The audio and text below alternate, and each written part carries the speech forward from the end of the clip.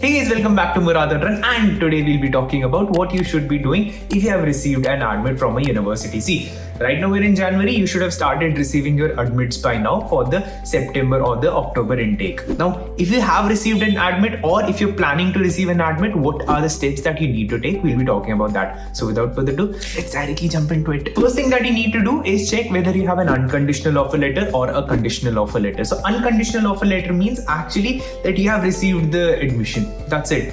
You have received the admission. You do not need to do anything. You do not need to provide any scores. It's done. It's sealed. So unconditional offer letter. Now on the other hand, you can have a conditional offer letter. Under a conditional offer letter, the university states some specific requirements that are required from you. So they might ask you for a good GMAT score. They might ask you to give IELTS. They might ask you to get a better score in your class with anything. It can be anything. And if you have a conditional offer letter, you make sure to fulfill that condition. And as soon as you fulfill that condition, you submit that document so that you get an unconditional offer letter. So that's the first very important thing, to get a unconditional offer letter if you have a conditional offer letter. And if you have an unconditional offer letter, step 2 is important. Second thing is getting your money sorted. Now, if you've got an admission from a university, an admit letter from the university, next they will be expecting you to submit an application admission fees, or they might ask you to submit first semester fees, or if you're planning to apply to Canada, they might also ask you to submit 1 year's entire tuition fees upfront so that it is easier for you to get the visa. Right? Now, for that, there are a couple of things that you can do. The first thing that you can look out for is for a scholarship. Now, once you've got an admission, you do not stop there. Again, listen, please, carefully. You do not stop there. You start applying for scholarships. Now, there are a couple of scholarships that you can apply for. One is country-specific scholarship. Now, that is given by the entire government. If they have an MOU with Indian government, maybe that can be in the case of Italy. So Italy has a government MOU with India. You get scholarship for that.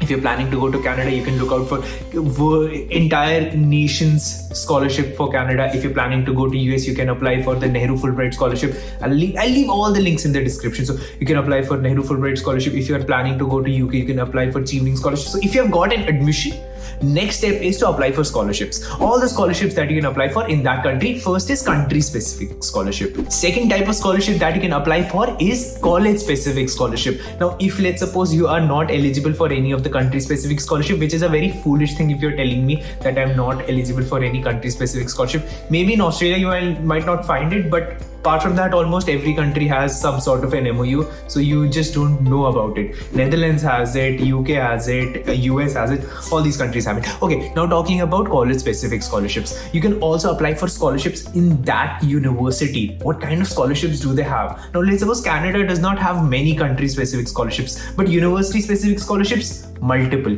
They do not have college-specific. Okay, one more thing you need to understand. College and universities are different. We have already talked about that. So university-specific scholarships, many, multiple. You can apply for those university-specific scholarships. We have talked about the Lester B scholarship. We have talked about many other Canadian scholarships also. Now you will apply for the college-specific scholarships. Let's suppose, unfortunately, you were not able to find country-specific scholarships. You were not able to find college-specific scholarships. Next type of scholarships that you can apply for are private scholarships. Private scholarships are with private companies. They also end up giving a lot of scholarships. You have Coca-Cola company giving big, amazing, huge scholarships. You have multiple other companies giving multiple other scholarships. You have Bill Gates giving his own scholarships. There are many scholarships. Next step is to apply for scholarships. Now, hopefully by this step, you would have received a scholarship, or unfortunately, you were unable to bag any sort of scholarship, which is very frustrating, but yes, I get it. That also happens with many of my students also. Next step is to apply for a loan. If you want funds,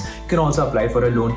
Now, with regards to loans, you have to be a bit smart, bit specific as to what are you looking for.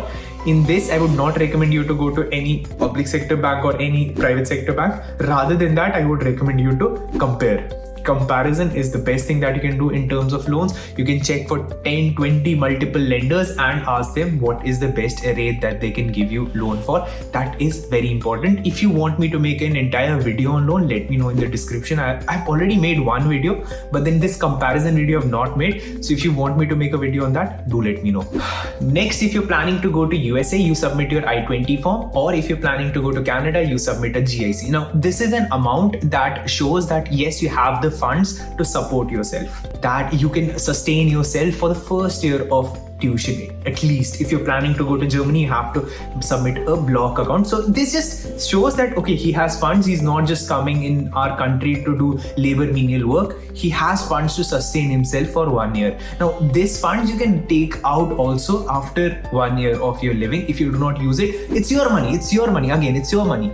They're not taking this money from you, but then you have to show them that yes, you have the money. Next, once you have all of that sorted, do your good research for visa. Very important, very important, very important. You have to do good research for visa. You cannot directly go and apply for the visa. It has a visa rejection rate of around 60%, which is crazy. So make sure that you do not get your visa rejected. Do your good research. If you have any consultant that has been helping you with visa, make sure that other people are getting visas via them. I've heard recently that there are some consultants who have some back channels who help you get a visa. First of all, stay aware of these people. Secondly, make sure that you talk to other people who have received an admit letter via this consultant. Very important, you have received an admit letter via this consultant. Let's suppose any consultancy that you go to, they will be sending at least 20-30 students to each and every country, right? Now ask them to let you talk to other people who have got a visa. It would be easy for them, like easy for them to trust you, and this way it might just help you better. I've heard that, I don't want to enter into the nitty-gritties of it, that there are some people who have connections in the visa office, some of them do not have connections. I don't want to enter into that. That's a very foolish debate to enter into. I don't think that there is a case where these consultancies would have a connection in the visa offices, but then I've heard about it, and I don't want to comment about it, but it is there. So just giving you an idea. Also, I'm planning to help some people with visa applications also. If I am, then I'll leave the link in the description.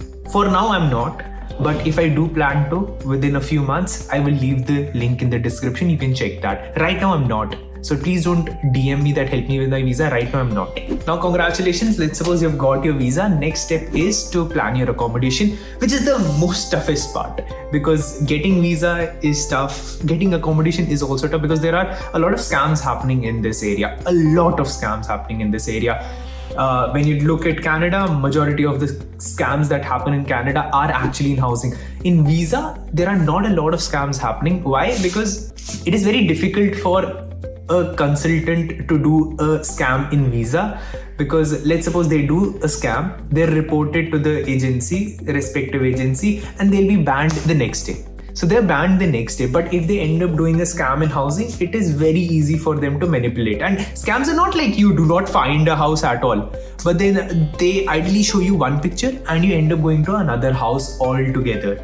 Or what happens is they show you a house that looks like fine, but then you end up there and you see that something is broken, something or the other is broken. They require you to pay extra deposit, and let's suppose you're in a new country. How do you manage all of that? So it's very important to get your housing sorted and somewhere which you can trust. Even if you end up spending $100 more, which is 6,000 rupees more, but then if your housing is sorted, that's very important. Ideally, I would recommend you to check Amber. I would have left the link in the description. I mean, I don't think you'll be spending more. It is just that it would be a bit more trustable. So yeah, check the link in the description for Amber. Now, next step. You've got your visa, you've got your housing sorted, you've got your admission, everything sorted. What do you do next? Shopping. You do shopping, and best of luck. Congratulations. And yes, finally, flight tickets.